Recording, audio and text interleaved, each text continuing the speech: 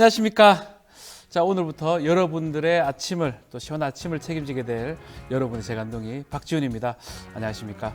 자, 앞으로 여러분의 아침 출근길 힘내시라고 시원하고 재미있는 소식들로 꽉꽉 채워드리겠습니다. 자, 오늘은요, 이진아 기자와 함께하는 뉴스픽 코너로 뉴인사의 문을 열고요. 이어서 매주 월요일에 오픈하는 코너죠. 박영식 정치시사 에디터와 함께하는 영식당에서 주말 사이 정치 이슈를 정리해 보겠습니다. 자, 이어서 대담 시간에는 더불어민주당 김현 언론특보이자 당선인 또 변희재 전 미디어치 대표와 함께 총선 후 변화를 예고한 대통령실 또 여당 그리고 22대 국회를 전망해보는 시간 갖도록 하겠습니다. 생방송 중에 궁금한 지점 있다면 언제든지 댓글 부탁드리겠습니다. 자, 그럼 박지훈의 뉴스 인사이다 본격적으로 시작하겠습니다.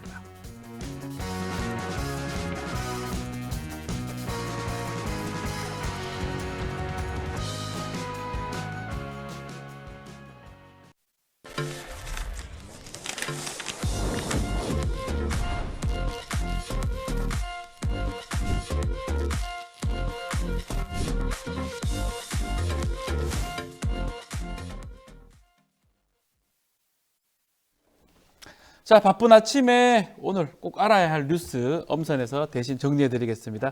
듣기만 해도 이해가 쏙쏙 뉴스픽 시간인데요. 자, 이진아 뉴스토마토 기자와 함께합니다. 안녕하십니까? 네, 안녕하십니까? 네, 잘 부탁드리겠습니다.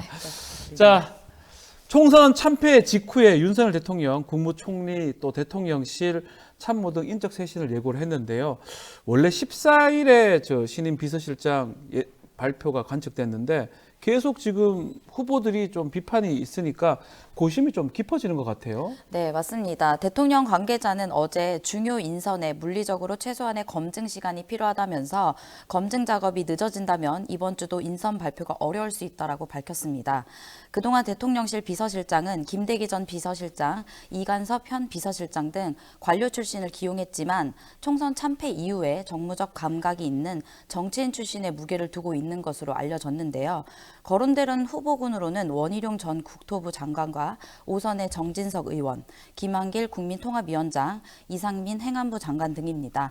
또 새 국무총리에는 다선의 권영세, 주호영 의원과 참여정부 때 대통령실 비서실장을 맡았던 김병준 현 사랑의 열매 사회복지공동모금회장, 그리고 박주선 전 의원 등 정치인 출신이 오르내리고 있습니다.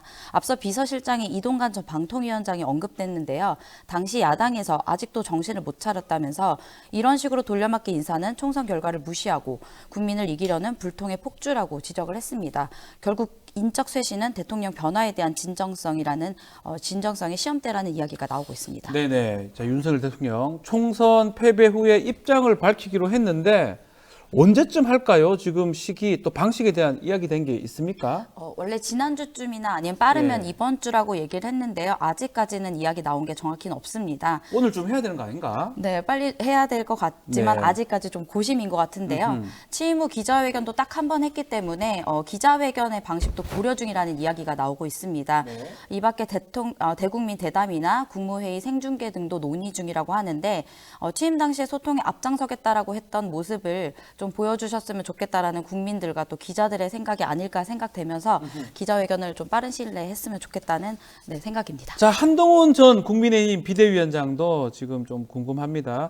총선 참패 책임지고 사퇴를 했잖아요. 네. 그 이후에 지금 차기 지도부 구성을 두고 난항을 겪고 있는데 이게 지금 임시 비대위로 갈지 조기 전당대회 열어서 지도부 새롭게 만들지 어떻게 될 것 같습니까? 일단 두 가지로 의견이 나뉘고 있는데요. 일단 오늘 윤재욱 원내대표는 4선 이상 중진들과 간담회를 갖고 지도부 구성에 대해 논의를 한다고 합니다. 네. 또 이어서 내일 16일이죠. 당선인 총회를 잇따라 열어서 당 수습 방안을 논의한다는 방침인데요.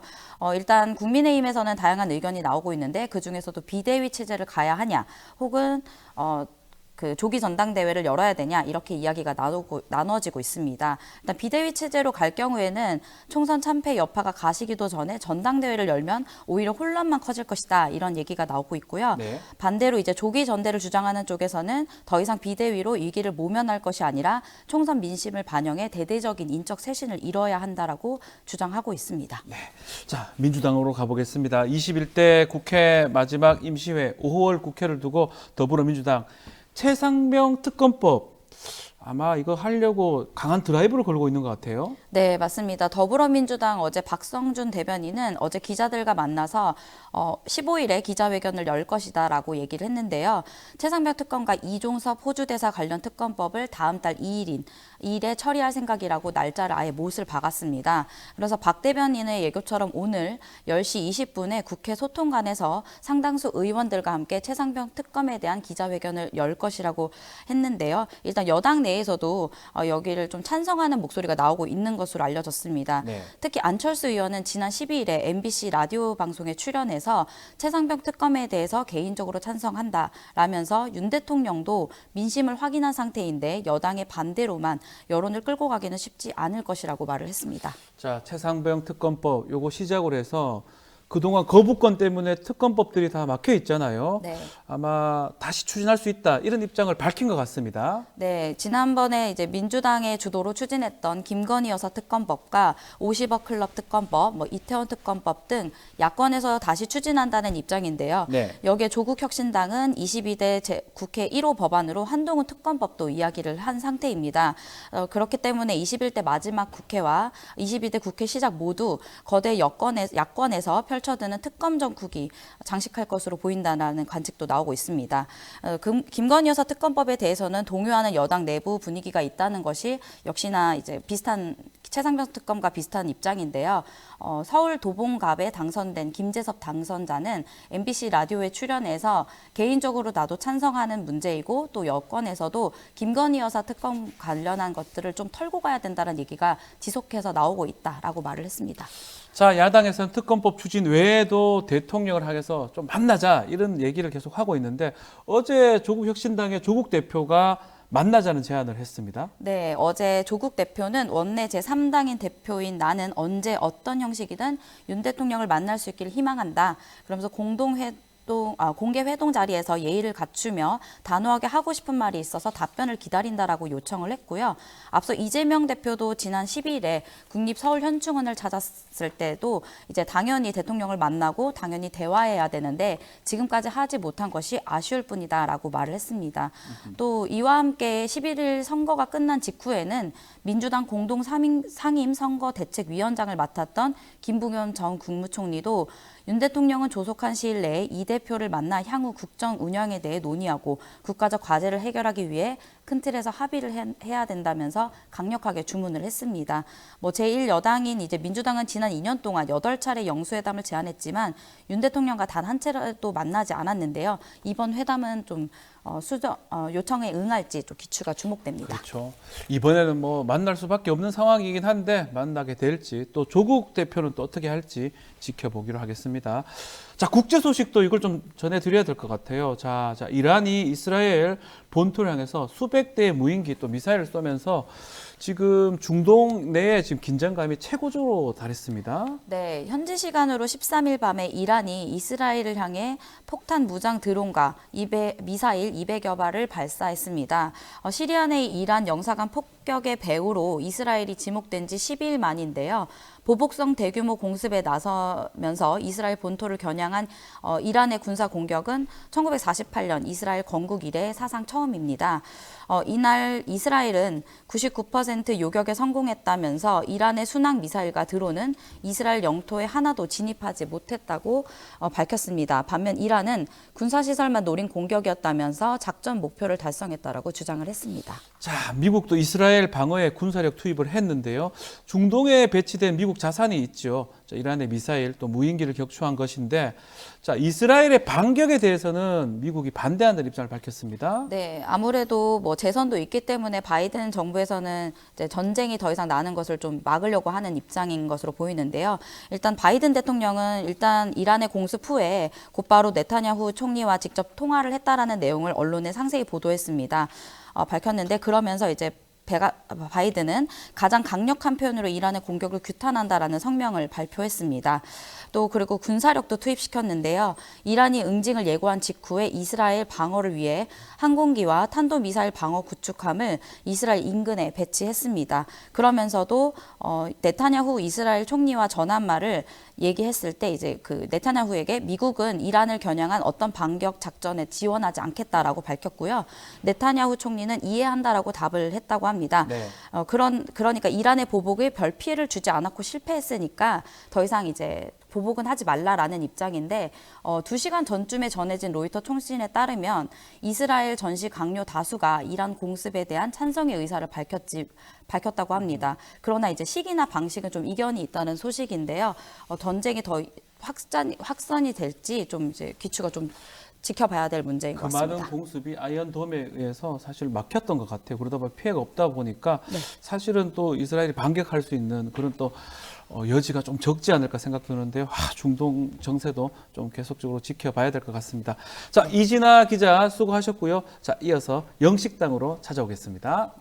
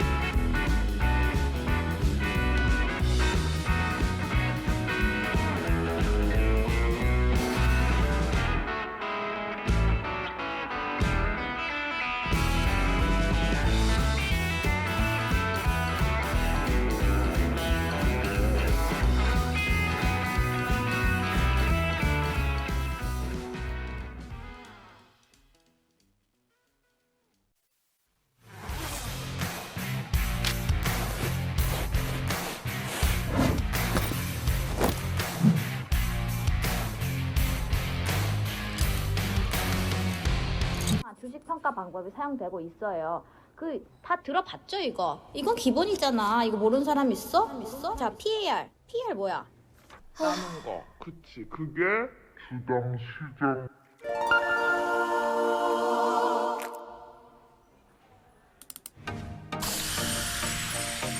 걱정 마세요.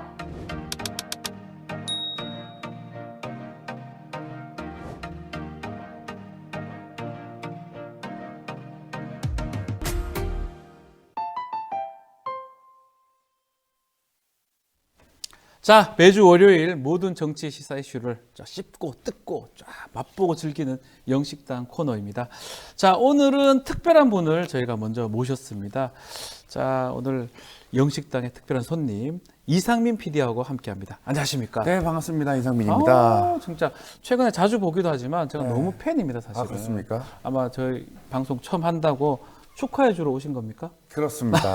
네. 오늘 꽃단장을 하셨네요. 예, 오늘 꽃단장을.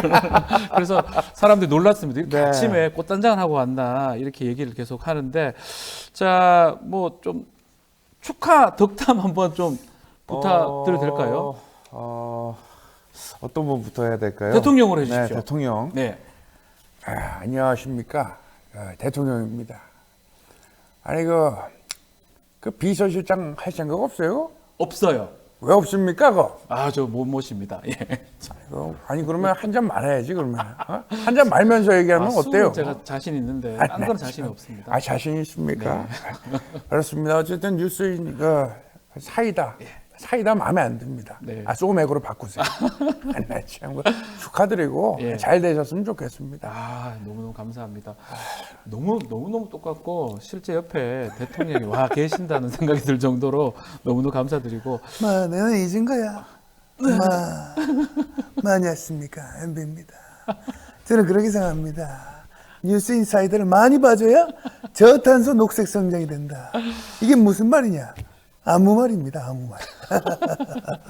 자, MB 대통령. 안녕하십니까. 저는 그렇게 생각합니다. 박지훈 변호사는 경제민주화다. 이것도 아무 말입니다. 네네. 자, 대통령들이 다 나오셔가지고 저희를 또 축하해주고. 뭐셔요? 아, 예, 저는 예, 이긴 예, 겁니까? 예, 예. 하하하. 저는 뭐 잊혀진 사람 되고 싶다 했지만 박지훈에게서는 잊혀지면 안 되겠죠. 하하하. 사이다가 문제다. 문재인이었습니다. 우리 댓글에 그래도 MB를 제일 잘한다 이런 얘기가 있네요. 아, 고맙습니다. 좋아요가 왜 이렇게 모자라? 좋아요 좀 눌러, 구독 좀 눌렀어요. 아유, 감사합니다. 네. 역대 대통령 다 나오셨습니다. 다 나오셔가지고 지금 현존하고 계신 살아계신 역대 대통령이 다 이렇게 축하를 해주셔서 너무너무 감사드립니다. 자, 박영식 식당 CEO 나오셨습니다. 안녕하십니까? 네, 반갑습니다. 네, 아, 예, 네. 오늘 뭐 우리 박지훈 변호사님 첫 진행하시는 날인데 네. 세상에 이렇게 시간이 앞당겨진지도 전혀 몰랐네요. 그렇습니까? 아유. 아, 이분도 성대모사 전문가입니다. 네네. 이거 하고 하면 조금 그런데 천공 한번 하고 할까요? 천공이요? 예. 천공. 뭐 아무거나 했죠. 예. 축하 좀 해주십시오. 예. 축하. 우리 박지훈이 진행을 한다는 거는 우리 뉴스 토마토가 성장을 한다는 거예요. 아니, 저는 약간 대중화돼. 예. 이분은 약간 컬트적인 걸 잘하세요. 요거 그분 있잖아요. 욕하시면 될 누구요? 것 같은데요? 저기 그 의협 회장 하셨던 분. 의협 회장을 그 최대집 회장님. 우리 다 나오는데 거기까지만 최대집 회장까지만 하겠습니다. 네, 그러면 네. 우리 박지훈 변호사가 뉴스 토마토에서 MC를 한다는 것은 굉장히 정치를 집중적으로 타격할 수 있는 여기까지 하겠습니다. 와, 너무 감사합니다. 손으로 다 하네. 아니 오늘 많이 다 절반은 손인 것 같아요. 와, 대박입니다. 근데 지금 일어난 지 1시간도 안 되는데 이렇게 그러니까요. 성대모사 달군 것도 제 인생 처음입니다. 자, 뭐 이제 본격적으로 얘기를 너무 똑같다. 다들 너무 지금 놀랐습니다. 아니 근데 이거 하라고 지금 저희 만나게 한 것 같아요. 그러니까 저도 두 분 보면서 우리나라 지금 방송 중에 방송에서 또 성대모사 가장 잘하시는 분 두 분 아니겠습니까? 공식적인 성대모사, 비공식, 비공식입니다. 박영식. 비공식입니다. 자, 국회의원 선거 얘기를 좀 해보죠. 이번 국회에서 22대 국회에서 어떤 인물의 활약이 가장 기대될지 두 분 다 여야 한 명씩 한번 꼽아주세요. 여야 한 명씩이요. 저는 여당에는 그 김재섭 당선인이 도봉갑에 예. 김재섭 당선인 같은 경우에 뭐 젊은 나이고 도봉구가 사실 그 국민의힘에게 굉장히 어려운 지역구이잖아요. 그렇죠. 예. 근데 이번에 어렵게 또 당선이 됐다 보니까 당연히 그 절실한 마음을 가지고 정치를 잘 할 수 있을 것 같다는 생각이 들고 개인적으로도 그 김재섭 당선인이 정치에 입문할 때부터 저도 알던 사이여서 굉장히 뭐랄까 그 스킨십도 뭐 여야 할 것 없이 다 좋은 사람이고 잘할 거다. 잘할 것 같다는 생각이 좀 들고요. 지금 안 그래도 또 그 특검에 대한 이야기가 야당 쪽에서 많이 나오고 있는데 네. 김재섭 당선인 같은 경우에는 김건희 특검에 찬성하는 입장을 보인 적이 있어서 최근에 보인 적이 있어서 심지어 뭐 수도권 당 대표론 얘기할 때 김재섭 씨 얘기도 나오거든요. 김재섭 당선인 얘기도 나오거든요. 보도가 되고 있어요. 그러니까요. 그러니까 젊은 대표가 만약에 국민의힘을 이끌게 되면 굉장히 반향적인 예. 반향을 갖고 올 것이다. 이런 얘기까지 나오다 보니까 김재섭 당선인에게 좀 이목이 쏠리는 것 같고 야당은 변호사님 아실 수도 있는데 김남희 변호사라고 알죠. 예, 김남희 변호사님하고 제가 최근에 인터뷰한 적이 있는데 이분이 그 인재 영입이 굉장히 좀 후순위로 돼 있어서 주목을 많이 못 받았는데 이분이 인권 변호사, 노동 변호사를 굉장히 오래 해가지고 대형 로펌에서 얼마든지 부자가 될 수 있는데 돈 많이 벌 수 있는데 일찍 때려치고 나와가지고 인권 변호사, 노동 변호사를 하는 그 어떤 삶의 행적들 이런 것들이 나중에 정치에 잘 반영되면 어쨌든 원래 본인이 약자를 위해 살았기 때문에 앞으로도 서민과 약자를 위한 정치를 잘 할 것이다. 그렇게 한번 꼽고 싶습니다. 기대가 된다. 예. 자, 우리 이상민 우리 크리에이터는 그런 성대모사 해주셔야 될 것 같아요. 거기서 뽑아야 될 것 같아요. 저는 된 사람 몇 명 없는 것 같은데. 여당에서는 예, 여당에서 여당에서는 있어요? 안녕하십니까. 아유, 왜 그러지 마십시오. 전당대회 안 나간다니까 생각 없습니다. 지금은 생각 없다니까, 지금은. 네. 아유, 실망입니다. 안철수 안철수. 의원. 네. 전당대회 얘기가 나오고 있는데 네, 그렇죠. 이분도 어떻게 보면은 보수 예. 그 여당에 넘어온 지가 이제 굳히기 작전으로 좀 들어가야 되지 않나. 유력한 후보이고요. 네. 후보군이고 충분히 가능하겠죠. 그리고 저번에 그 출마했었다가 네. 사실은 어떻게 보면은 용산과 어떤 여러 충격 받으실 입김에 의해서 예. 아무 말도 하지 않으면 아무 아무 일도 하지 얘기도 하지 않는다. 네. 그 논쟁에서 정말 아무 말도 하지 않았기 네. 때문에 근데 이번에는 조금 도전해볼 여지가 있지 않나 싶고 야당에서는 야당은 역시 저 이재명이죠. 예, 우리 박지원 변호사님 뉴스인사이더 축하드리고 저 이재명이 아마 야당의 대표 주자가 되지 않을까 이런 생각이 듭니다. 아이고 너무 예. 깜짝 놀랐습니다. 예. 누가 뭐래도 야당의 어떤 중심축은 이재명 대표가 아닐까. 이재명 대표의 좀 행보를 봤을 때 야당의 어떤 입지를 좀 볼 수 있지 않을까 그렇게 생각합니다. 좋습니다. 자, 총선은 이제 끝났습니다. 이제 여당이 좀 참패를 했고 야당이 그래도 압승했다고 이렇게 평가할 수 있을 것 같은데 결국은 대통령실 인적 쇄신에 나섰는데 이게 좀 발표가 좀 늦어지는 것 같습니다. 이게 왜 이렇게 늦어지고 있을까요? 배경이 뭘까요? 저는 그 대통령실에서 뭐 고심이 깊다라는 이야기는 뭐 주말 사이 있고 오늘에 이르기까지 계속 나오고 있고 네. 제대로 된 발표를 하기에 시간이 좀 많이 걸릴 겁니다. 왜냐하면 인선을 잘못하게 되면 인사가 만사인 거를 뭐 많은 국민들이 알고 계시고 윤석열 정부 1년 10개월 동안 임명됐던 고위공직자들의 면면을 보면 논란이 됐던 인사들이 많은데 총선에 192석이라는 범야권의 어떤 권력을 입법부 권력을 만들어주고 나서 만약에 이제 회전문 인사격으로 원래 썼던 사람 또 쓰거나 논란이 됐던 사람 또 쓰거나 국무위원이었던 사람 중에 당선인 신분이 된 사람을 또 쓰거나 지금 나온 면면만 봐도 총리나 비서실장으로 거론되는 사람들이 대부분 비슷해요. 원희룡, 김한길, 권영세, 정진석, 주호영, 김병준, 박주선, 장재원, 이상민 뭐 올드보이거나 회전문이라는 얘기가 계속 나올 수밖에 없을 것 같아요. 그렇죠. 그리고 게다가 여기에 더불어서 뭐 지난주부터 받은 글, 소위 지라시라는 것이 여의도 정가를 중심으로 돌았는데 그 내용들이 다 이제 이런 인물들에 대한 함화평이거든요. 네. 그러니까 반응이 좋지 않은 겁니다.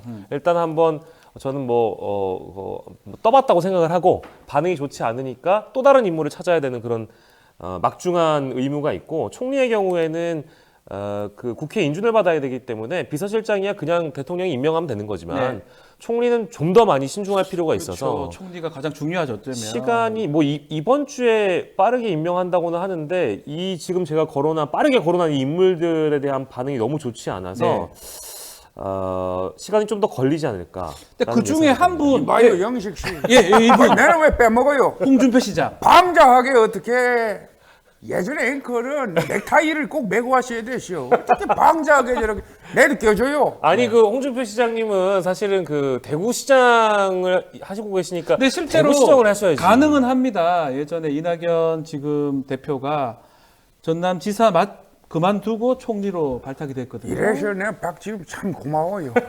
박영식이는 저거 아무것도 아니야 저거. 이준석이가 내를 칭송해줬잖아. 아니 근데 홍준표 시장님은 대구시정에 매진을 하셔야 되는데. 너거는 그것만 해라. 그런 게 어딨노? 아니 그건 아니지만. 저 째째하게 어떻게 야비하게. 네, 그래 봅니다. 아니 근데 중앙 언론 호소인을 우리 시장님은 그만하셔야 돼요. 아니 봐봐요. 광주시장, 인천시장, 대전시장, 부산시장, 대구시장. 그러니까 대구시장 빼고 나머지 분들은 사실 중앙 언론에 잘 안 나와요. 근데 시정을 하셔야지. 이거 너무 중앙 언론. 메시지가 많이 나오는 좀 대구시장 그 분위기인데. 이게 파워풀 대구입니다. 파워풀 대구. 참. 자, 박윤식 앵커. 박윤식 그 사이트 볼 때는 홍준표 시장 총리 가능할지 하고 혹시나 좀 추천한다면 어떤 인물? 총리나 비서실장? 저는 일단 홍준표 시장은 시간이 대구시장을 할 수 있는 시간이 2년 남아 있고요. 그쵸. 그리고 총리를 한다는 것은 자신의 정치적인 부담이 너무 큽니다. 왜냐하면 대구시장 자리를 유지하면서 차후에 자신의 정치적 로드맵을 꾸려갈 수 있는 것이 훨씬 더 유리한 길인데 총리 카드를 받아든다는 것은 너무 위험 부담이 크고요. 위험하다. 그래서 홍준표 시장 같은 분 말고 저는 사실 가장 먼저 나왔어야 되는 인물이 유승민 유승민 전 의원 같은 유승민. 경우, 그러니까 이제 유승민 의원 같이 대통령에게 그간 쓴소리나 직원을 마다하지 않았던 여당의 인사 네. 정도면 충분히 가능할 거라고 생각이 들고요. 물론 이건 제 희망사항입니다만 대통령은 이미 그 국민의힘 대선 후보 경선 과정에서 유승민 후보와 윤석열 후보 시절에 썩 좋지 않았던 그런 구원이 있기 때문에 갈등이 있어서 제가 알기로는 우리 뭐 이상민 크리에이터나 박지훈 변호사님하고 유승민 의원을 같이 총리 후보로 올리면 아마 뭐 두 분 중에 한 분이 더 될 가능성이 높을 정도로 유승민 그 정도로 의원은 대통령실에서 안 좋아할 것이다. 대통령 자체가 거부를 할 거라고 생각 들고요. 다만 안녕하십니까. 저는 어떻습니까? 요즘 취업 시장에서 경력직을 많이 선호한다는 얘기를 들었습니다. 계속 얘기해 주시죠. 아니 근데 가능성이 전혀 없는 그러니까 거국 내각 얘기가 나오긴 나왔었거든요. 아니, 거국 그렇습니다. 내각 한다면 김부겸 전 총리나 이낙연 전 총리도 막 한 번씩 얘기는 되고 있는데 막 쉽진 않은 상황이죠. 그러니까 뭐 김부겸 전 총리나 이낙연 전 총리나 네. 혹은 뭐 유승민 전 의원이나 다 어찌 보면 지금 더불어민주당이나 범야권에서 나중에 총리 인준에 대해서 동의를 할 때 좀 열려 있는 사람들입니다만 네. 이분들의 공통점은 그러니까 대부분 대통령의 권력을 좀 이양받고 그렇죠. 책임 총리로서 또 이 어떤 국정을 총괄할 수 있는 책임 총리의 어떤 역량 이런 것들도 있고 동시에 대통령한테 직언이 가능한 사람이어야 한다. 근데 만약에 지금 저희가 앞서서 언급한 홍준표 시장도 최근 들어서 총선의 패배에 대한 책임을 윤 대통령 책임이 아니라 한동훈 대표 책임이라고 몰아가고 있잖아요. 네. 이른바 이제 친윤 포지션인데 이런 분은 총리 후보로 적합하지가 않다. 안 된다. 이거는 이제 총선 패배에 대한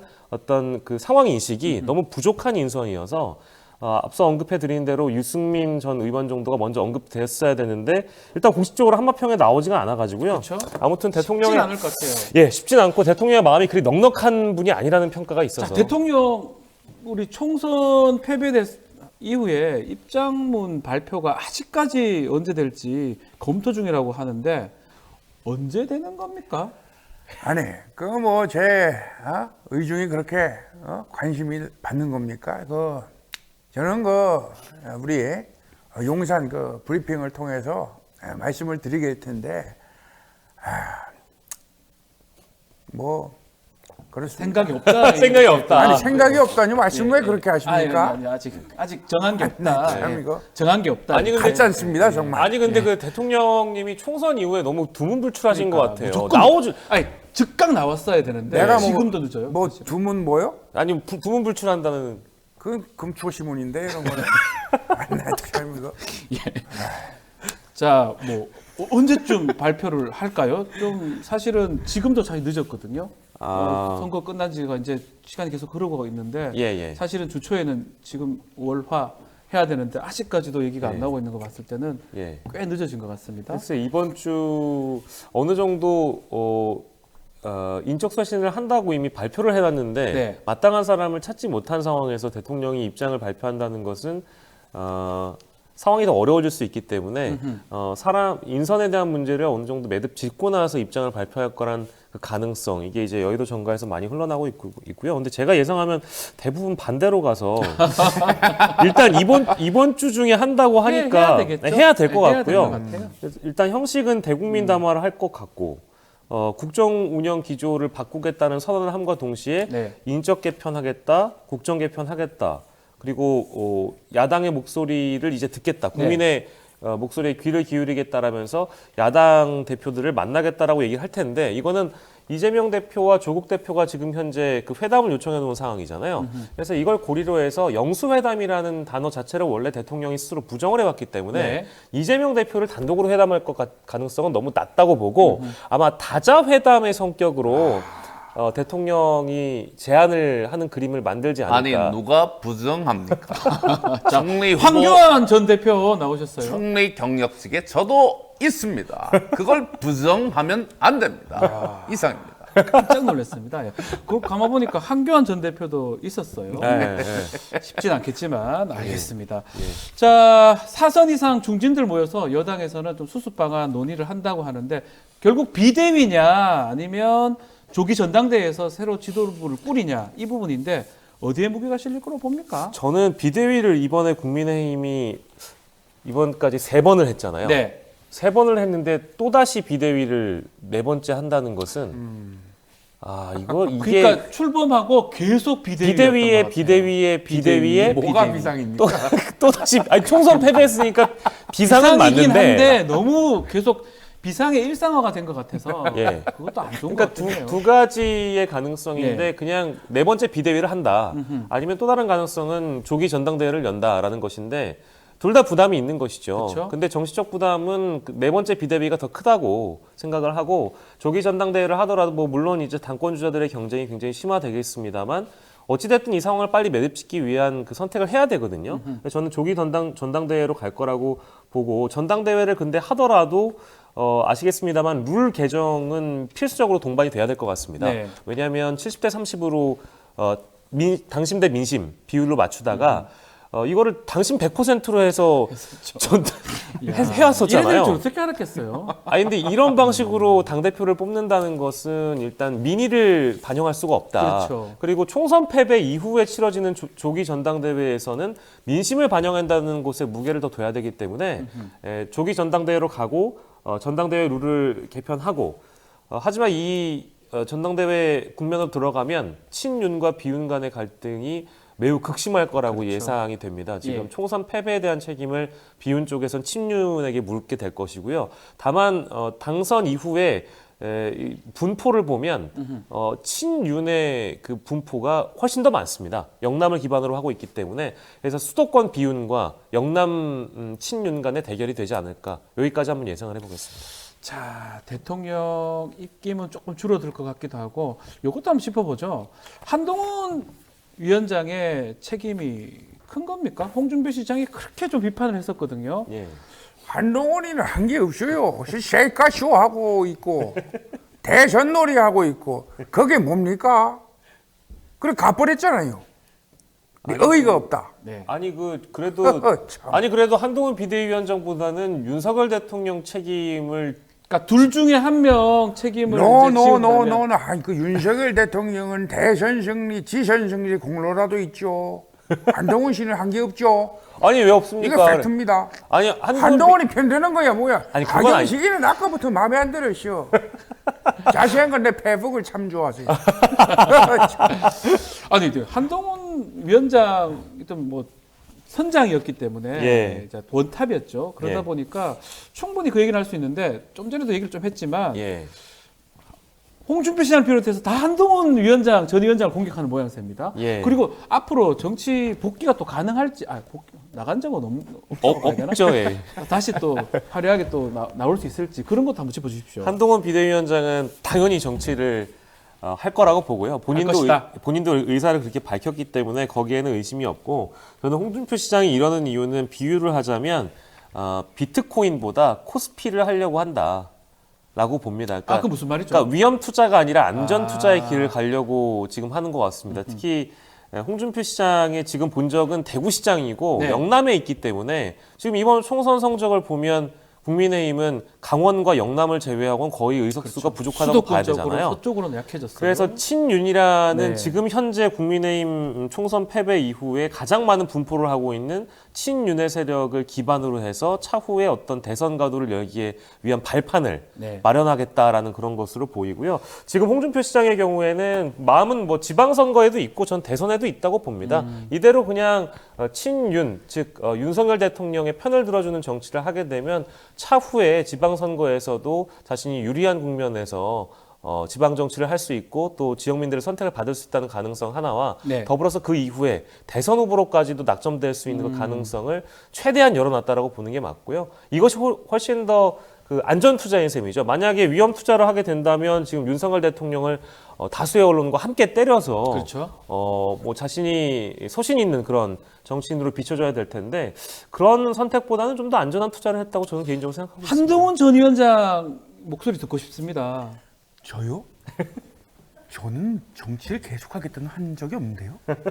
어떻게 그렇게 억측을 얘기하세요? 아니 그 이번에 입장문 발표하신 거 보니까 정치를 하겠다는 냄새가 하는 것 같은데. 거의 뭐 진동하던데. 하는 거 아닙니까? 냄새가 그거는 진동합니다. 박영식 씨 개인의 후각 문제 아닌가요? 저는 그렇게 보지 않고요. 저는 국민 앞에 떳떳하게 패배를 인정했습니다.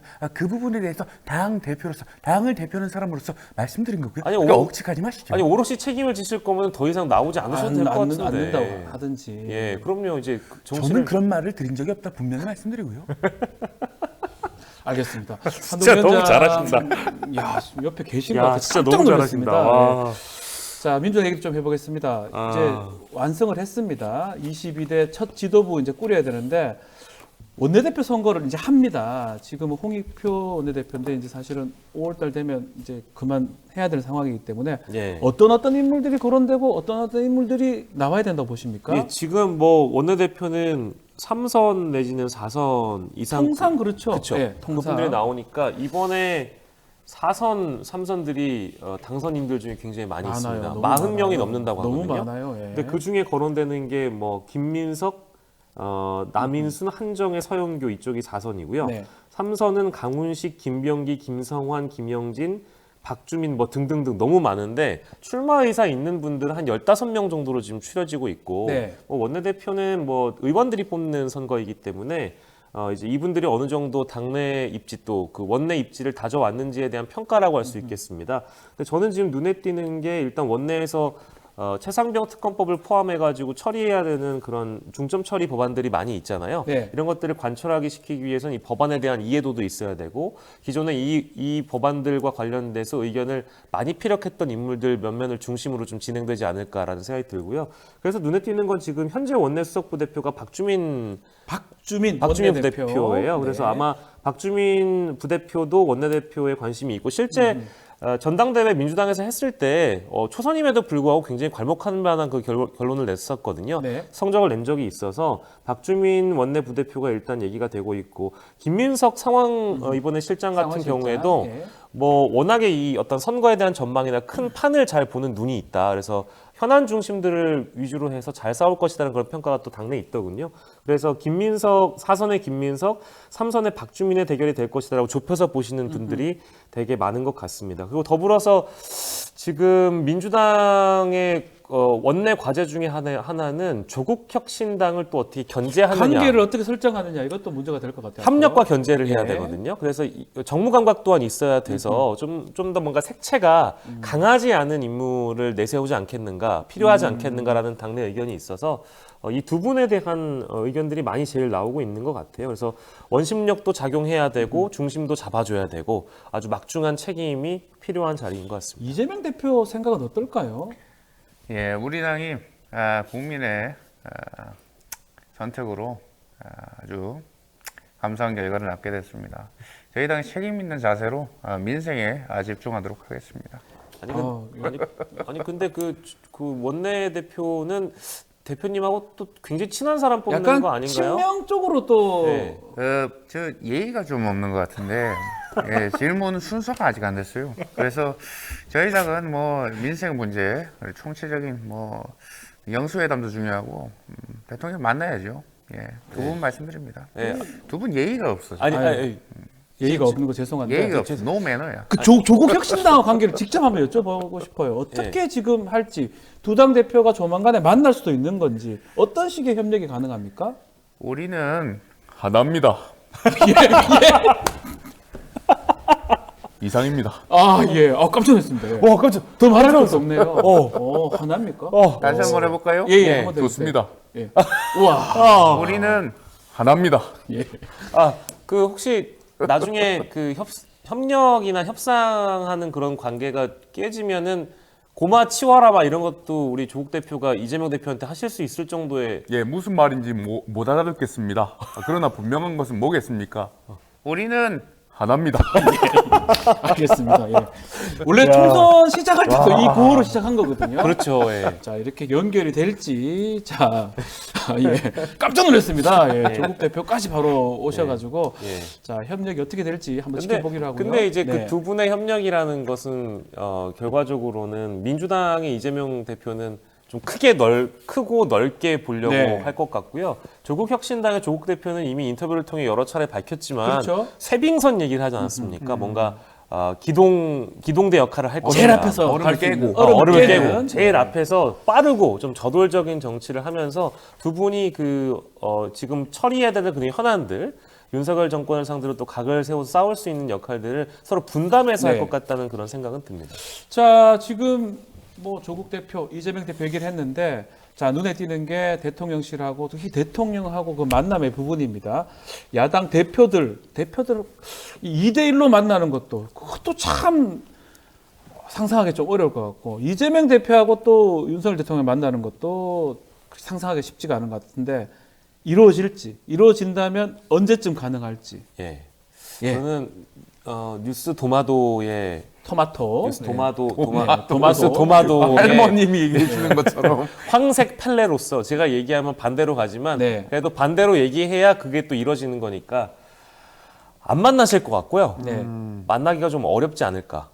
대통령이 그간 민주당이나 네. 범야권에 있는 대표적인 인사들을 대부분 범죄자로 규정을 해왔기 때문에 대통령이 지금 이 상황에서 물론 수세에 몰려 있는 상황이지만 조국 대표나 이재명 대표를 만나게 된다면 더 오히려 어려운 정치적 환경에 처할 수 있을 거라는 그런 위기감이 없지 않지 않겠습니까? 그렇기 때문에 저는 안 만날 것 같고요. 안 만날 것이다. 네, 만나기가 어렵다는 그런 생각이 들고 네. 만약에 만난다고 하더라도 결정하는 시간은 좀 길어질 것 길어질 같습니다. 것이다. 왜냐하면 지금 내밀고 있는 청구서 중에는 일단 이번 국회 내 최수곤 상병 특검법안을 처리하겠다는 그런 국회 상황이 있다 보니까 이거와 맞물린 이야기들이 굉장히 많이 나올 거거든요. 최상병 특검법이 좀 걸려 있기 때문에 쉽지도 않은 상황입니다. 그러면 사실은. 이재명 대표와 조국 대표와 만약에 만나게 되면 당연히 대통령이 들어야 되는 얘기가 다 이제 죄다 그런 얘기들밖에 없잖아요. 네. 다 불편한 얘기들밖에 없기 때문에 지금 요 국면을 숨고르기 하고 인적 개편을 하고 또 대통령실 내부의 조직 개편을 통해서 쇄신의 메시지를 보여주는 형태로만 매듭을 짓지 않을까. 하기는 어렵다. 만약에 하게 된다고 하더라도 이번 주나 당장 다음 주 내에 이렇게 빠르게 이번 달 안에 이루어질 만한 성격의 만남은 아닐 것이다. 라고 예상을 좀 해봅니다. 자, 마무리를 좀 해야 되는데 내일이 좀 중요한 날입니다. 세월호 참사 10주기인데요.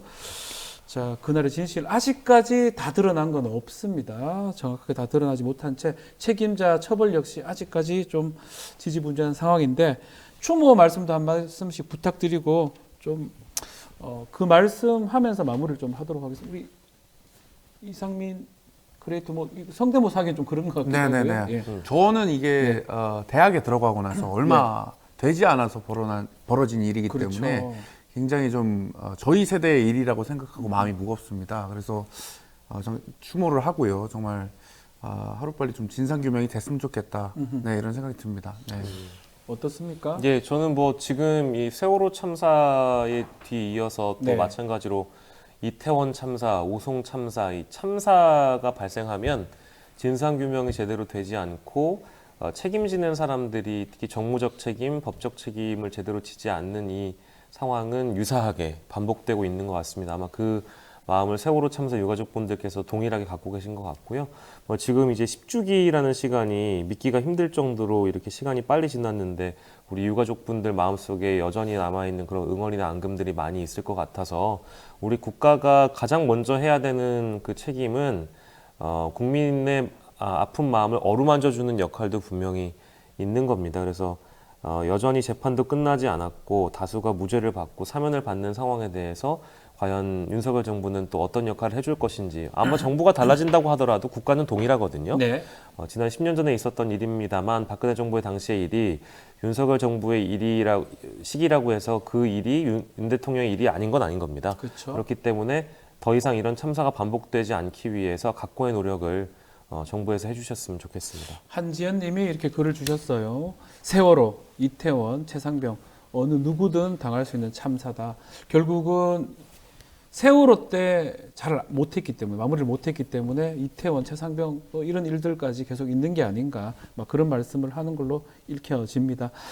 자, 오늘 두 분 너무 감사합니다. 또 특히 우리 이상민 PD는 이게 성대모사만 잘하는 사람이 있고 이게 딱 적절하게 이렇게 얘기를 할 수 있는 게 네. 너무 부럽습니다. 그 하루에 신문을 거의 한 다 너무 대여섯 개씩 보신다는 대단하십니다. 얘기가 아닙니다. 하나만 봅니다. 하나만 봅니까? 저는 뉴스토마토만 구독하고 있습니다. 저도 뉴스 도마도만 보고 있습니다. 네. 그것도 너무 감사합니다. 예. 알겠습니다. 자주 좀 이렇게 출연을 부탁드려도 네. 될까요? 제가 너무 좋아서 두 분한테 좀 인사의 말씀을 드리겠습니다. 자, 오늘 말씀 감사드리고요. 지금까지 박영식 에디터, 이상민 크리에이터와 함께했습니다. 감사합니다. 네, 감사합니다. 고맙습니다.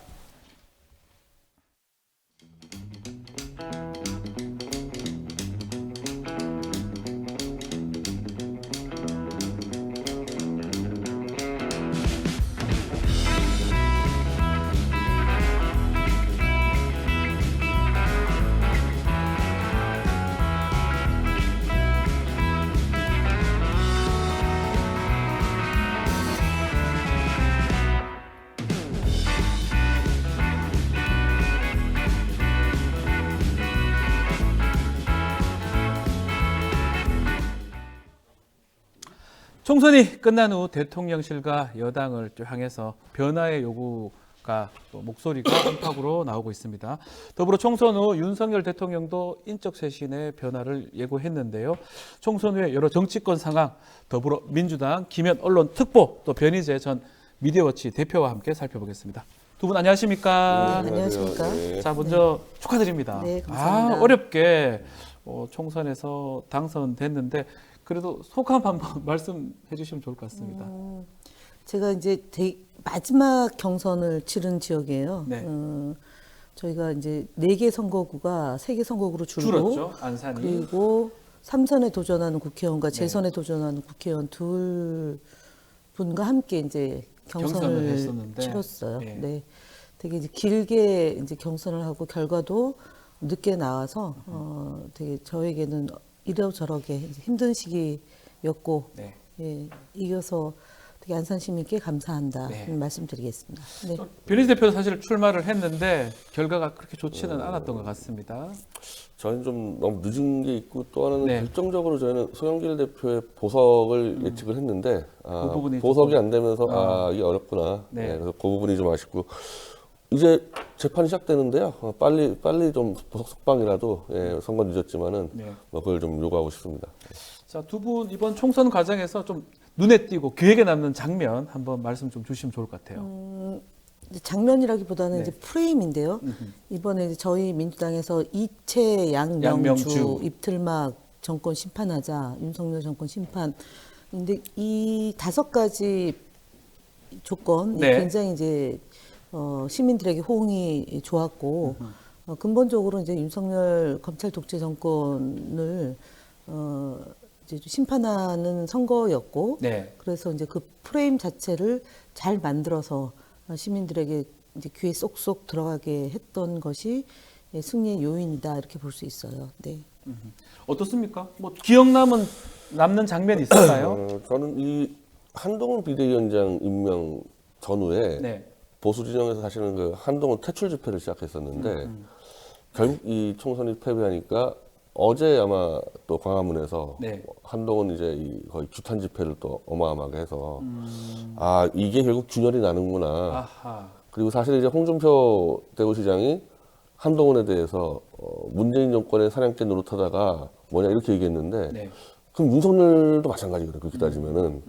그래서 이번 총선 전후로 결국에는 이 원래부터 이게 안 맞는 그러니까 한동훈 윤석열이 원래 문재인 정권에서 이 보수 인사를 감옥에 잡아넣은 사람들이 대통령 이 법무장관 돼서 이 어긋난 부분들이 균열이 심각하게 생겼다. 이 총선 과정에서. 보수 입장에서 한동훈이나 윤석열 대통령 그렇게 좀 인정하지 않을 수 있다 이렇게. 그러니까 한동훈은 완전 이제 버리는데 아니 그 논리면은 난 윤석열은 또 뭐냐 그래서 만약 윤석열 지금 대통령 오늘 또 지지율이 폭락했는데 네. 저렇게 되면은 윤석열 대통령도 보수에서 버리는 수도 있는 거죠. 네. 자, 뭐 하여튼 그 부분은 뭐 변희재 대표가 이제 보시기에 그렇다는 거고. 자, 대통령실하고 여당의 변화를 좀 얘기를 좀 해봐야 될 것 같습니다. 한덕수 총리 비롯해서 비서관들 사의 표명을 했는데 차기 총리 비서실장으로 거론되는 사람들 뭐 원희룡, 김한길, 장제원, 권영세 등등인데 어떻게 보세요? 다 아는 분들인데. 지금 거론되는 분들로 뭔가를 이제 뭐 국면 전환을 한다거나 할 때는 저는 뭐 백약이 무효다라고 생각하고요. 선 사과 후 개편을 해야 된다. 왜냐하면 이 모든 것의 출발점이자 끝이 윤석열 대통령이 사실상 집권 여당의 선대위원장의 역할을 예. 해서 선거를 치렀고 이런 그 아주 최악의 결과가 나왔단 말이에요. 그렇기 때문에 지금 국무총리를 누구로 하고 비서실장을 누구로 하고 한들 그 국면에 대한 인식이 전환 없는 상태에서 사람을 세워서 나간다면 결과는 뭐 뻔하다. 그래서 제일 중요한 건 대통령이 이 상황을 어떻게 보고 있느냐라는 게 먼저 규정이 되고 난 뒤에 인사 개편이 있어야지만 국민들에게 진심으로 사과하고 그 다음에 국정 운영을 할 수 있다라고 저는 보기. 사과가 더 우선이다. 사과 네, 그러니까 먼저 사과가 어떤 내용이 내용도 담겨 중요하고. 있느냐의 예. 문제이죠. 그러니까 지금 지난번처럼 뭐 대담의 형태든 아니면은 국무회에서 담화 예. 국무회에서 발언 이렇게 나간다면 대한민국 국민들의 영린을 건드리는 거다라고 저는 보기 때문에 용산에서 제대로 된 반성 사과가 전제되지 않은 그 어떤 인적 쇄신 무의미하다라고 저는 봅니다. 어떻습니까, 변 대표님? 아니 이게 뭐 비서실장과 뭐 총리가 막 뒤섞이는데 네. 여기 뭐 솔직히 원희룡, 뭐 장제원, 권영세 뭐 거의 같은 책임을 져야 될 그러니까 책임져야 될 같은 사람들이다. 책임들이기 때문에 이건 어림도 없고 예. 그나마 역시 좀 뒤에 있었기 때문에 이름이 안 드러났던 이 김한길 위원장 이제 좀 눈에 띄는데 만약에 이분이 들어온다 그러면은 이분은 이거 거의 뭐 한 몇십 년 동안 이 거국내각과 그 개헌론자인데 만약에 김한길 위원장 들어온다면 아까 말한 대로 지금 이상하게 저 개혁신당 측이 선거 때 한 번도 얘기하지 않았던 개헌 얘기를 꺼내고 있거든요. 네. 권력 분산. 근데 만약에 김한길 위원장이 들어온다고 하면은 거국내각 개헌으로 풀어보려는 뭐 제가 볼 땐 또 하나의 이 꼼수인데 꼼수라고 또 하나의 봅니까? 꼼수인데 이제 김한길 씨 들어온다면 뭐 그렇게 하겠다는 거죠. 이거. 김한길 위원장을 비서실장으로 또 그리고 개헌까지 의원 내각제 아니면 뭐 4년 중임 개헌 그럴 가능성도 김현 의원님 있습니까? 개헌 그래서 얘기가, 저는 대통령의 생각이 뭔가가 제일 중요하다. 국민들에게 드러나야 된다고 저는 보는데요.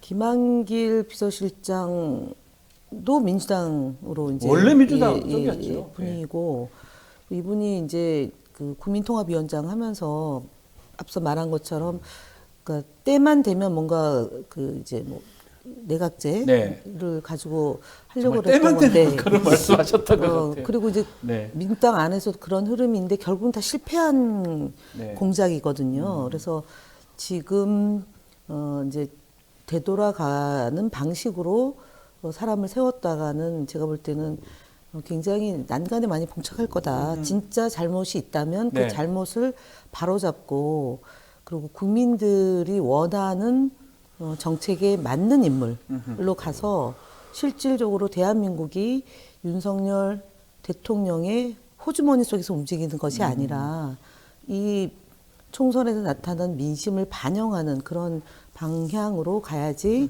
이 더불어민주당과의 협조도 있고 네. 그다음에 국민과의 관계도 개선이 되는 거지 지금처럼 말 그대로 꼼수 내지는 또 이제 예를 들어서 지금 이제 그 이스라엘과 이란의 그런 그렇죠. 전쟁으로 인해서 중동에, 예. 어려운 상황으로 봉착되는데 그런 것까지 종합해서 사실은 좀 그러니까 뭐 민주당에서 어떤 인물이 나갈 수는 없죠 지금은. 네. 근데 준거국 내각의 형태로 거국 내각이지만 중거국 내각. 좀 중립적이고 일을 할 수 있는 사람으로 구성해야지만 이 상황을 돌파할 수 있다라고 저는 봅니다. 네. 결국 이제 대통령의 입장 표명을 좀 보고 그게 거국 내각이든 준거국 내각이든 또 인선하고도 연결될 것 같은데 자 지금 여당하고 관계도 좀 설정이 좀 필요할 것 같아요. 여당에서도 지금 정치개혁 필요하다는 얘기도 계속 나오고 있고 뭐 나경원, 안철수 이런 의원들 또 홍준표 시장도 지금 엄청 뭐 좀 비판을 좀 하고 있잖아요. 앞으로 당정 관계는 어떻게 되는 게 맞다고 보고 어떻게 설정될 것 같습니까, 변 대표님? 그러니까 이제 이 정도 참패를 했으면 네. 무슨 뭐 거국내각 이전에 예. 당에서 그래도 윤석열 정권에게 위험하다고 경고음을 냈던 인사들을 가지고 뭐 비서실장이나 총리를 구성해서 아하. 내부 정리하는 게 우선이거든요. 그러면 이제 뭐 흔히 얘기하는 이제 유승민이라든지 뭐 이런 텐데, 근데 그 사람 이름은 안 나오고 원희룡, 장제원, 권영kim 나온다는 얘기는 그거 그렇게 안 하겠다는 뜻으로 또 안 읽혀진다. 하고 이제 이상한 꼼수 쓰겠다는 거 아닙니까? 그러니까 지금 이 수습하는 방향도 잘못됐고 그러다 보니까 총선 결과에 대한 입장은 당연히 나와야 돼요. 무조건 나와야죠. 네, 당연히 나와야 되는데 머리가 자꾸 복잡해지니까 이것조차도 밀려지는 거 아닙니까? 그러니까 총선 결과의 패배는 정권 심판론이죠. 뭐 복잡할 게 뭐가 있습니까? 뭐 한동훈까지 포함해서 정권 심판론인데 그렇게 하게 되면은 아까 말한 대로 당내 비판 세력에게 길을 내줘야 되니까 그렇게 하기 싫으니까 온갖 지금 이 계산을 하려니까 늦어지는 거죠, 이게. 의원님 어떻습니까? 국민의힘 내에서도 지금 당선된 사람들이 어떻게 따져보면 윤석열 대통령보다 더 오랫동안 의원 1년 이상 더 하니까 조금 더 자유로워질 것 같기도 하고 목소리를 좀 내기도 할 것 같기도 하고요. 당정 관계는 어떻게 설정될 것 같습니까? 제가 볼 때는 사실상 레임덕 아닙니까 지금. 그러니까 그걸 보아도, 인정하기 싫겠지만 그리고 이렇게 그 여당이 108석을 확보한 경우는 1988년도 이제 직선제에 의해서 대선이 치러지고 10번에 걸친 총선에서 최초의 사례죠. 그러니까 예를 들어 저희가 2016년도에 박근혜 정부 마지막 그 총선에서는 한석 차이로 이제 저희가 야당이 이제 여당이 됐고 그다음에 노무현, 문재인, 김대중 대통령 때 총선도 다 당시 여당의 승리, 사실상 승리, 여당이 이긴 거죠. 압도적으로 여당이. 승리 이렇게 된 건데 이번에 그 윤석열 한동훈 체제에서 이런 결과가 빚어진 거고 특히 한동훈 비상대책위원장이 단독 시스템으로 이제 총선을 치른 거잖아요. 그렇기 때문에 아까 얘기했던 레임덕이 사실상 온 것이고 당내에 그런 경쟁 관계에 있던 대선을 놓고 경쟁 관계에 있는 분들이 그러니까 협력하기보다는 또 적자 생존의 길로 간다면 제가 볼 때는 여당이 그러니까 국가로서는 굉장히 불행한 일이고 또 여당으로서도 그러니까 지리멸렬한 상태로 이제 좀 갈 것이다라고 보여지기 때문에 중요한 것은 여당과 그 정부와의 관계라기보다는 야당이 얼마나 제 역할을 하느냐 이것이 국가를 끌고 가는 그런 견인 역할을 하게 될 것이다. 어쩌면 야당이 더 중요하다. 그렇습니다. 여당보다는 야당이 더 끌어가는 야당이 지금 거대 야당 뭐 2개가 돼버렸어요. 그러다 보니까 야당이 국정을 끌어갈 것이다 이렇게 말씀하셨습니다. 아니 이게 이 특검이 지금 봐 이제 총선 특검부터, 이전에 지금 특검이 올라간 게 지금 다 막혔잖아요. 거부권에 의해서. 그러면은 200석은 안 됐지만 어쨌든 야당에게 주어진 미션은 안 됐던 특검들을 일단은 최대한 끌어올려야 되겠죠. 200석이 안 됐지만 국힘당에서 이번에는 이탈할 가능성이 있기 때문에 제일 지금 4월에 지금 최상병 특검이 패스트트랙에서 지금 넘어오는 걸 알고 있는데 그거는 지금 국회의원들이 해야 되는 거죠. 이번 국회에서. 근데 그래도 빨리 해서 최대한 이 정치력을 발휘해서 대통령이 거부권을 행사하지 못하도록 그리고 이제 이 다음 국회에서는 뭐 김건희 특검이라면 좀 폭이 넓은데 뭐제 생각에는 양평 고속도로 특검이겠죠. 그 중에서 제일 중요한 부분들이 그리고 뭐 디올백 문제 등등도 있을 거고 그래서 특검들을 이 6월달에를 발의할 것들을 다 발의해서 어쨌든 지금 야당만은 안 되잖아요. 그렇죠. 그럼 국힘당하고 이 정치력을 발휘해가지고 이 최소한 실질적으로 200석을 넘겨서 대통령 거부권 없이 진행할 수 있도록. 야당은 이제 뭐 그게 제일 급선무죠. 일단 최상병 특검법은 5월 임시국 21대 국회에 지금 속도를 좀 내고 있습니다.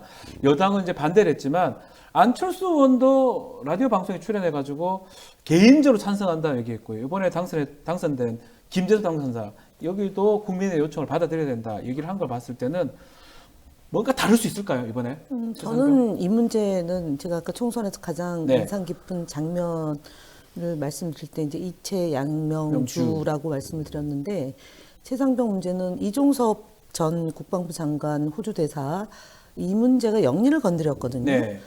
그 문제를 그 당연히 6월 국회 개원 전에 마지막 21대 국회의원들이 해야 될 소명이다라고 보고요. 그다음에 그 얘기하셨던 고속도로 문제도 마찬가지입니다. 그래서 대통령의 입장이 뭔가가 제일 궁금한 것은 바로 이런 그 지난 총선 전에 특검법을 거부하면서 영린을 건드렸던 그 문제를 바로 잡는 것이 대통령이 총선 결과를 제대로 그 민의를 수렴하고 앞으로 잘해보겠다라는 취지가 반영되는 건데 제가 볼 땐 그 결과가 그렇게 생각처럼 되진 않을 거다. 만약에 대통령이 뭔가 바뀌었다면 거부권 행사 안 할 거라는 된다. 거죠. 근데 지금까지 사과문이 안 나오고 인사 문제도 지지부진한 것 보면 중심을 못 잡고 있고 대통령이 변화된 국정 운영을 할 의지가 없기 때문에 네. 그래서 앞서 얘기했던 것처럼 야당과 그다음에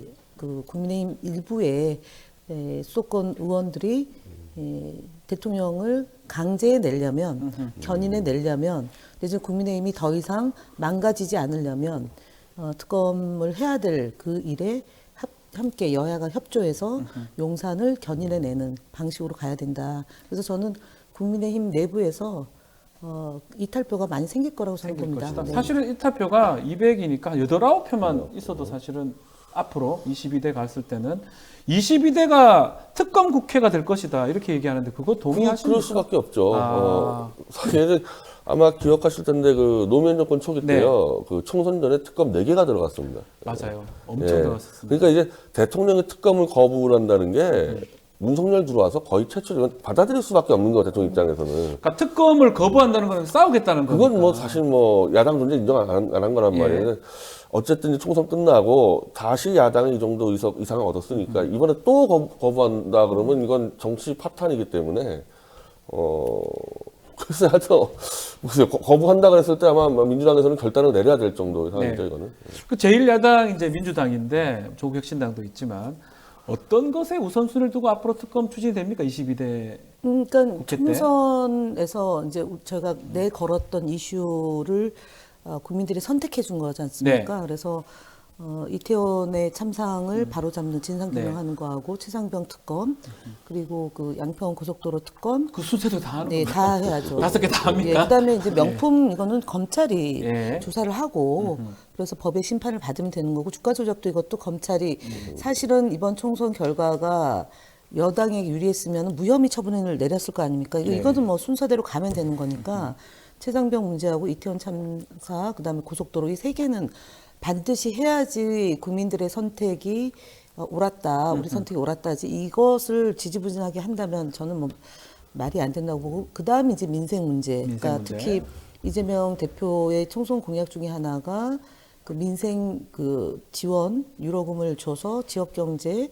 골목 상권을 살리는 이 문제가 메인 이슈였기 때문에 민생 문제도 소홀히 할 수 없다. 그래서 투 트랙으로 가야 된다라고 봅니다.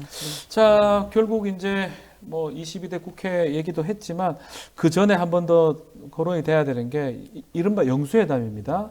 영수회담이 가능할지 변 대표님 보시기에는 윤석열 대통령이 그렇게 야당 대표하고 만날까요? 또 조국 대표도 지금 중간에 걸려 있긴 합니다. 그 세 사람이 만나는 건 더 상당히 어렵기도 하고요. 일단 이재명 대표하고 먼저 정리되는 게 지금 지난번에 무슨 8번인가 같은 영수회담을 제안했는데 그렇죠.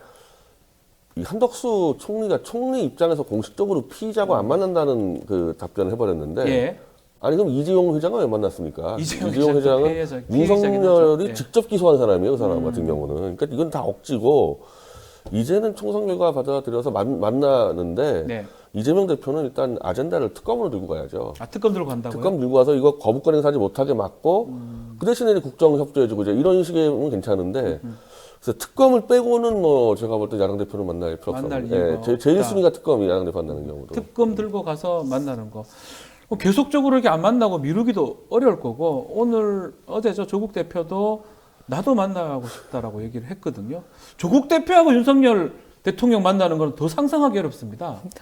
어디 짤이 하나 나온 거 그거 보셨어요? 어떤 그 식당에서 밥 먹는데 옆에 조국 대표 거기에 이준석 개혁신당 대표 그다음에 이재명 대표 추미애 국회의장 이래가지고 이제 6명이 이렇게 저도 그걸 보면서 대통령이 진짜 싫겠다 이런 생각이 한편 들었어요. 향후 구도가. 근데 제가 볼 때는 워낙 그 확고하잖아요. 본인 생각이. 그래서 이재명 대표를 그러니까 사실은 그때는 이제 대선 이후에 이제 당이 뽑았지 않습니까? 당의 대표를 뽑았는데 민심이 반영됐긴 했지만 민주당의 대표와 이제 대통령이 안 만난 건데 이번에는 총선을 통해서 다시 한번 검증이 된 거잖아요. 그리고 선택이 된 거기 때문에 안 만날 도리가 없다. 근데 정말 싫겠다. 그래서 싫겠다. 방식을 어떻게 할 거냐. 그러면은 지금 현재 여당이 비대위원장도 없고 네. 이제 원내대표가 새롭게 선출될 거고 그럼 제가 볼 때 미룰 것 같습니다. 명분은 네.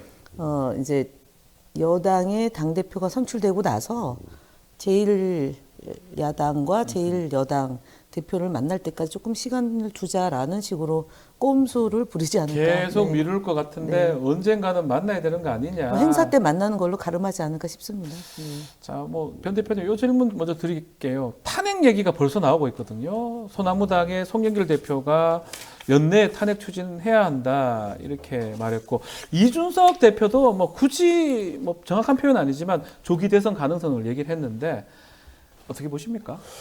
특검에 달렸죠. 특검 이후에 탄핵으로. 예, 특검하는 과정이나 특검에 이제 예를 들면 특검이 대통령의 거부권 없이 정상적으로 되면 바로 갈 수 있는 거 아니겠어요? 네. 그러면 뭐 한 90일 정도 수사를 한다 그러면은 최상병 건이나 양평 건이나 이태원 참사 건이나 한 건 한 건이 거의 폭탄급이어서 예를 들면 박근혜 당시의 특검보다 훨씬 중대한 사안인데 그거는 사적인 재단 문제였잖아요. 이거는 국민대 참사 문제이기 때문에 네. 저는 특검이 정상적으로 가면은 뭐 탄핵이나 하야 안 될 수가 없을 거라. 이 사건의 성격상. 그렇다면 윤석열 대통령의 특검 받기 더 아니, 어려운 그러니까요. 거잖아요. 예, 그러니까 이제 더 어려운 거잖아요. 특검 안 받고 이상한 꼼수, 막 개헌, 막 거국내가 이런 네. 꼼수를 부리고 있고. 예. 저는 이 점에 대해서는 전 개혁신당도 신뢰가 좀 안 되는 분, 갑자기 개헌을 얘기 꺼내기 시작했어요. 그렇죠. 거기도 개헌 얘기 꺼내기 예. 시작했고 최상병 건에 대해서도 그냥 최상병을 무죄 주고 끝내자 막 이런 식의 발언이 나오지 않나. 그런 얘기를 했습니다. 그러니까 건 바이 건이 특검 가면은 윤석열의 범죄가 안 드러날 수가 없으니까 온갖 잔머리를 쓰니까 이 부분에 대한 총괄 책임은 어쨌든 이건 민주당이 이 리더십을 발휘해가지고 예, 이거 예를 들면 범죄 덮어주는 대가로 뭐 임기를 나눈다거나 이거 큰일 날 겁니다. 이렇게 했다가 이거. 지금 말했던 개혁신당이 범야권입니까? 여권입니까? 어떻게 봐야 됩니까? 여권이죠. 여권입니까? 근데 제가 볼 때는 이준석 당선인의 네. 역할이 그렇게 비중 있지는 않을 거다. 결국은 민주당의 입장으로 이 문제는 정리가 될 건데, 그러니까 대통령이 감추고 은폐하고 상황을 모면하기 위해서 어떤 방향으로 가는 것이 이제는 용납하기 어려운 상황으로 저는 내몰린다고 그렇죠. 봅니다. 그러니까 네. 그게 결국은 언론의 협조인데요. 총선 전과 총선 후에 미디어 환경이 그러니까 뭐 크게 변화되지는 않았겠지만 국민들의 그런 압박, 그다음에 총선 결과가 워낙 본인들도 예측하지 못했던 결과가 나왔기 때문에 이전의 협조 관계에서 지금은 이제 비판 기능이 좀 더 강화된다. 네. 그리고 여당이 그 특검이나 아니면 국정 운영에 대한 비판자 기능을 못 한다면 그거 역시도 매우 힘들어지고 또 그 지방선거가 목전에 또 있는 거 아니에요? 그렇죠. 얼마 안 그러면 남았으니까. 서울 그다음에 이번에 특히 부산이 45% 득표를 했는데 지방선거가 지금보다 훨씬 나빠진다고 치면 제가 볼 때는 윤석열 대통령을 탈당 문제가 바로 나올 여당에서요. 예, 나올 것으로 보여지고 그럼 2차 레임덕으로 들어가는 거 아니겠어요? 그러면 선택 지점이 놓여 있는 거죠. 특검을 가지고 뭐 세계가 여당에서 어느 쪽으로 가야 될지에 대한 판단을 내부적으로 할 것이고 대표 선출 과정에서도 그 문제가 그러니까 드러나서 선택되는 대표가 이제 여야가 이제 협조하는 그런 상황이 되지 않을까 싶어요. 차기 당 대표 얘기를 했는데 국민의힘 지금 뭐 나경원, 안철수, 뭐 권영세 등등 거론되는데 김재섭 당선자 얘기가 나오고 있어요. 이게 가능한 얘기입니까? 한숨을 쉬시신. 예. 내가 너무 잘 아는 친구여서 네, 그런데 그러니까 개인적으로는 네. 자기 정치 장래에서는 지금 이 상태에서 당대표 맡는 거는 위험하죠. 위험하다. 위험하죠. 이거 정치적 생명을 폭탄을 하나 제거해야 되는데 이 젊은 정치는 소신 있게 질러야 되는데 이건 엄청난 이 조정 능력과 막 필요하기 때문에 네. 김대섭 의원은 안 맞는 게 맞는 것 같고 요즘에 보니까 이 조정훈이 오히려 재선이에요, 그래도? 예. 왜냐하면 지금 이 참패에 대해서 네. 어쨌든 보수 전체는 그냥 한동훈에게 뒤집어 씌우는 분위기예요. 그러니까 윤석열까지 뒤집어 씌웠다 그러면 정권 끝난다는 얘기니까. 네.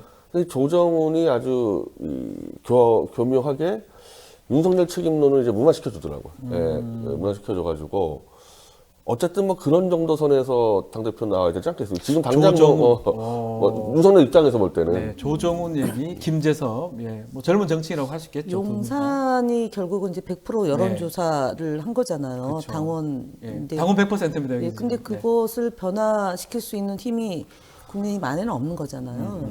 앞서 얘기했던 한동훈 비대위원장이 책임을 전가시키는 거는 대통령은 빼겠다는 거잖아요. 살아있는 그렇죠. 권력이기 때문에. 예. 그러면 용산에 입김이 작동되는 당대표가 여전히 나와서 그 보턴 정치를 하지 않을까 싶어서 저는 조정훈 의원은 그 국민의힘에 사람인 것 같아요. 네, 국민의힘에 그렇게 기반이 없기 때문에 영남에서 다선 의원 중에 한 사람으로 가져와서 그 윤석열 대통령이 이 사실상 당 대표로서 이 상황을 뚫고 나가겠다 이런 의지 반영 아니겠습니까? 자, 그러면 이제 뭐 한동훈 위원장은 이제 직은 내려놨는데 앞으로의 정치 행보 이게 정계 은퇴는 아니다 본인은 밝힌 것 같기도 하고 어떻게 할지 한번 짚어주시면서 한동훈 위원장이요? 예, 한동훈 답이 없을 텐데. 답이 없습니까? 답이 없을 예. 테고 조만간에 결국 이분은 저 공수처에서 소환을 할 겁니다. 예. 수사를 할 예, 것이다. 수사에 몇 개 걸린 게 크게 있어가지고. 예. 그러니까 어쨌든 지금 범 여건 보니까 한동훈 수사 자르겠다는 게 절대 윤석열 쪽으로 안 들어오고. 네. 그럼 그런 식으로 정리가 돼서 한동훈은 그래서 윤석열 정권에서는 아무것도 못할 것 같은데. 약간 뉘앙스상으로는 복귀할 수 있다, 정치할 것이다 이런 뉘앙스로 얘기했던 것 같아요. 저는 사실상 퇴출당한 거죠. 아까 얘기했던 것처럼 예. 1988년도부터 2024년까지 10번의 총선이 있는데 집권 여당의 총선을 진두지휘한 그 사실상 대표 그리고 전권을 실어준 거잖아. 네. 1인 체제에서 선거를 치른 거기서 이렇게 대패를 했는데 참패를 했죠. 대패. 예. 대패입니다. 대패. 참패, 대패. 대패. 대패. 예. 예.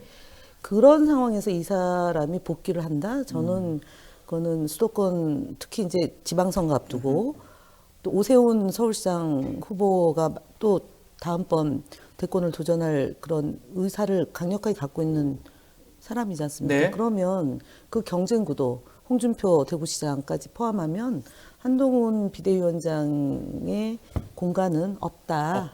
예. 두 분은 뭐 봅니다. 한동훈 위원장 앞으로 보기 힘들 것이다 이렇게. 네, 뭐 국회의원 정도는 할 수 있겠죠. 국회의원이 복귀하는 거 아닙니까 그러면? 아니 제가 얘기하는 복귀는 뭐 예. 대표라든가 아니면 대선. 이분이 대선 주자잖아요. 음. 단순히 무슨 초선 국회의원으로서 뭔가 역할하는 게 아니었던 네. 거잖아요. 대권 네. 주자로 네. 이재명 대표의 대항마로 지금 투입이 된 거기 때문에.